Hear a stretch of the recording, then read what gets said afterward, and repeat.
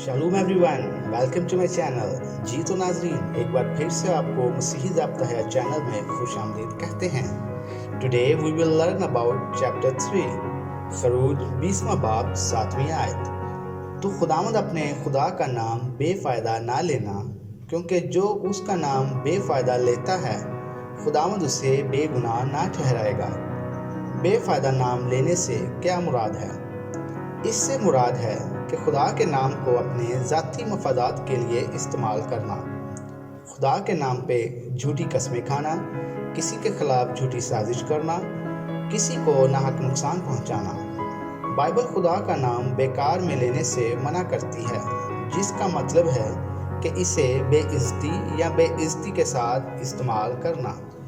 इसमें दूसरों पर लानत भेजने, कसम खाने या धोखा देने के लिए खुदा का नाम इस्तेमाल करना शामिल है। ये ज़रूरी है कि खुदा का नाम इज़्ज़त और एहतराम के साथ इस्तेमाल किया जाए। खुदा का नाम बेफ़ायदा लेने के बारे में बाइबल में कई हवालाजात मौजूद हैं। इस्तिशना 5वां बाब 11वीं आयत। तो खुदावंद अपने खुदा का नाम बेफ़ायदा ना लेना, क्योंकि खुदावंद उसको जो उसका नाम बेफ़ायदा लेता है बेगुनाह ना ठहराएगा।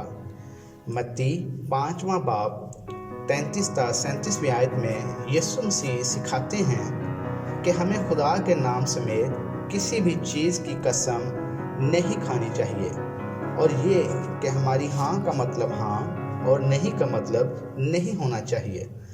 बाइबल मुक़द्दस में हमें इससे मुतल्लक वाक़यात मिलते हैं। बाइबल मुक़द्दस में से पहला सलातीन 21वां बाब। इस बाब में हमें नबूत और उसके ताकिस्तान का वाक़या मिलता है। इस बाब में इज़बेल ने नबूत के ख़िलाफ़ झूठी मनाती करवाई और ताकिस्तान की खातिर नबूत पर झूठा इल्ज़ाम लगाया और खुदा के नाम को अपने फ़ायदे के लिए इस्तेमाल किया। इज़बेल ने अखीब के नाम से उन अमीरों और बुज़ुर्गों को ख़त लिखे जो नबूत के पड़ोस में रहते थे। खतूत में लिखा कि 2 झूठे गवाह तैयार किए जाएं जो नबूत के ख़िलाफ़ झूठी गवाही दें कि नबूत ने खुदा पर और बादशाह पर लानत की है। और यूं उन बुज़ुर्गों ने और उमरा ने इज़बेल की बात मानी और नबूत को संसार करवा दिया। इस वाक़या में इज़बेल ने खुदा का नाम अपने मकसद के लिए बेफ़ायदा इस्तेमाल किया। हवालाजात।